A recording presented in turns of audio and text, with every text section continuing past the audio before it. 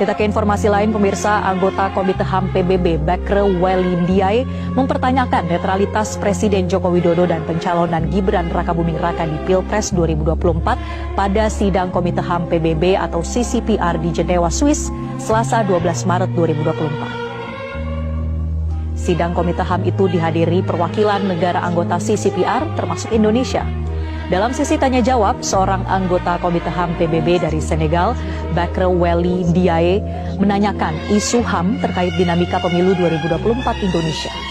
Ia melontarkan sejumlah pertanyaan terkait jaminan hak politik untuk warga negara Indonesia dalam pemilu 2024. Ndiaye memulai pertanyaan dengan menyinggung putusan Mahkamah Konstitusi tentang perubahan syarat usia Capres-Cawapres. Ia pun bertanya, apakah pemerintah sudah menyelidiki dugaan-dugaan intervensi dalam pemilu ini? Namun perwakilan Indonesia yang dipimpin oleh Dirjen Kerjasama Multilateral Kementerian Luar Negeri, Tri Tariat, tidak menjawab pertanyaan itu, melainkan menjawab isu lain. Shall be implemented by 2002, where at least 5,000 people died. Thank you, Madam Chair. And region with the deep-rooted and historical culture derived from Sharia.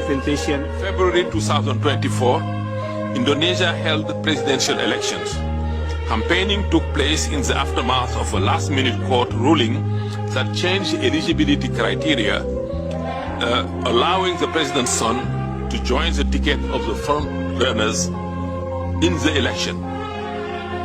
What measures are in place to ensure that high-ranking officials, including the presidents, are prevented from unduly influencing the electoral processes?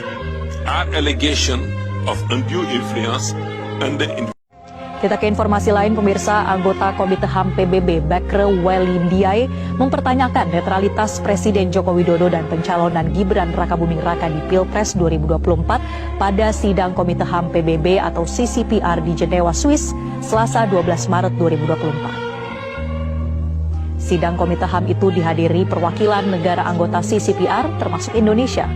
Dalam sesi tanya jawab, seorang anggota Komite HAM PBB dari Senegal, Bakre Wely Ndiaye, menanyakan isu HAM terkait dinamika pemilu 2024 Indonesia.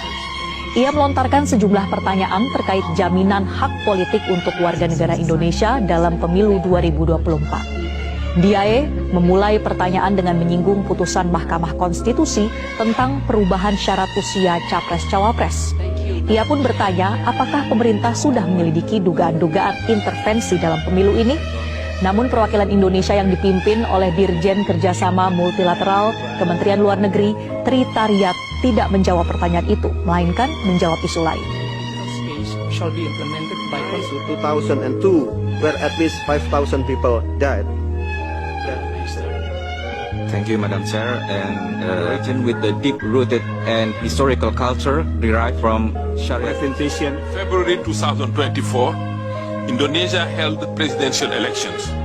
Campaigning took place in the aftermath of a last-minute court ruling that changed eligibility criteria, allowing the president's son to join the ticket of the front runners in the election.